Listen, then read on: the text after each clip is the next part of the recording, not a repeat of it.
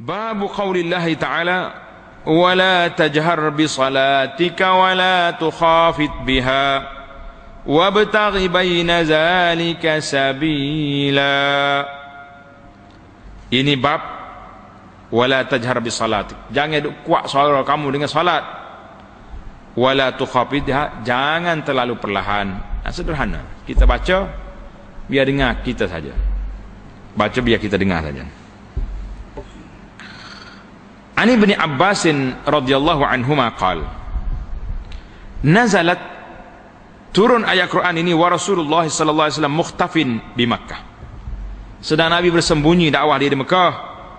Ayat Quran ini turun sebab apa? Fakana idza shalla bi ashabihi, bila Nabi kita salat dengan sahabat-sahabat dia, rafa'a sautahu bil Quran, Nabi kita mengangkat suara dia baca Quran. Fa iza sami'ahul musyrikun, bila geng kafir dengar, sabbu al-Quran, mereka maki Quran, cerca Quran. Wa man anzalahu, kepada mereka yang menurunkan Quran, Allah Taala dia maki juga. Wa man ja'a bi, siapa dia bawa Quran ni mari, malaikat Jibril bawa mari, Nabi kita menerima Quran, semua kena. Faqala Allah azza wa jalla li nabiyhi sallallahu alaihi wasallam, maka Allah berfirman kepada Nabi dia, wala tajhar bi salatika, maka janganlah engkau kuatkan suara, bi salatika ay bi qiraatika, bacaan kamu jangan baca. Fayasma'al musyrikun fayasubbul Quran, maka orang kafir dengar, mereka akan cerca Quran. Wala tukhafit biha, jangan terlalu perlahan, an ashabika, daripada sahabat-sahabat kamu, fala tusmi'hum, mereka jadi tak dengar. Wabtaghi baina zalika sabila, dia panggil jalan yang sederhana, biar kita dengar, janganlah sampai orang lain dengar. Bila timbul isu, Allah Subhanahu Wa Taala ajar kepada Nabi kita ni supaya perlahankan suara, jangan sampai mereka orang kafir dengar, menyebabkan orang kafir marah. Hari dua ni timbul isu, orang Islam sendiri tidak puas hati dengan masjid di kampung dia yang pasang baca tarhim pagi itu kuat sangat. Boleh jadi kalau subuh 5:30, awal lagi pukul 5 dah baca tarhim lagi, baca Quran lagi, dengan suara, dengan speaker yang besar-besar, ia menyebabkan mengganggu orang yang sedang tidur, ganggu orang yang sedang tidur. Jadi kalau kita belajar pada ayat yang kita baca ini, maka kita mengatakan, kalaulah masjid itu duduk di tengah-tengah masyarakat yang ramai, ada yang orang bukan Islam, ada orang Islam yang keuzuran, kanak-kanak nak tidur, ada juga orang Islam yang jenis lembu kenyang, kalau dengar kuat pun tak mari masjid juga.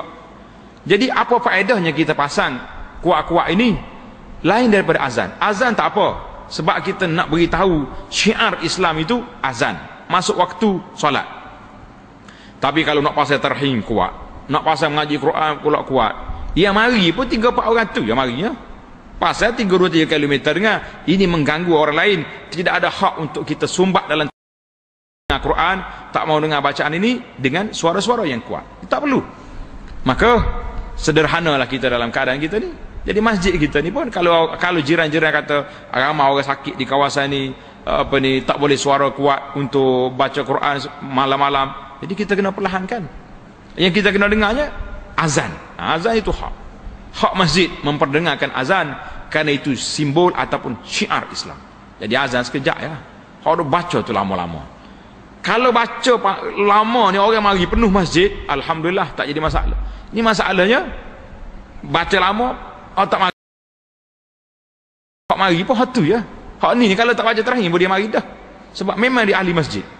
Jadi dalam isu suara kuat ini, bagi analah kita ambillah pendekatan wasati dalam masalah ini, iaitulah yang Nabi kita sallallahu alaihi wasallam anjurkan supaya mengangkat suara azan. Adapun suara-suara lain, bacaan lain, kalaulah mengganggu orang-orang tidur, kecuali masjid kita duduk tengah padang, tak ada manusia, kita pasang pun jin yang duduk dengar, orang pun tak dengar, pasanglah. Tapi kalau mengganggu jiran-jiran tetangga, maka tidak ada menjadi hak untuk kita orang masjid mengganggu orang lain. Ada sebuah masjid bagi tahu pada saya, dia kata masjid saya ni Ada satu malam dalam seminggu ni, bangsa jenis duduk bergendang. Duduk bergendang, bawa speaker besar, pasang luar masjid.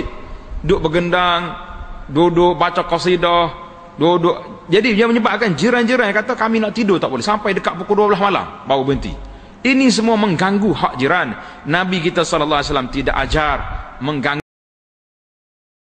Kalau kita baca uzkur fi nafsika tadarruan wa khifah, Allah Ta'ala ajar kepada kita uzkur rabbaka fi nafsik, sebutlah Tuhan kamu dalam diri kamu. Jadi kalau kita nak selawat, apa salah selawat pelan-pelan, Allahumma salli ala Muhammad wa ala, tak perlulah duk kelepung-kelepang sampai mereka. Ada seorang sahabat tu, dia kata, saya ni anak-anak dia habis orang majlis balik tu barulah tidur, sebab suara yang begitu kuat mengganggu jiran tetangga. Maka kita nasihatlah secara wasati.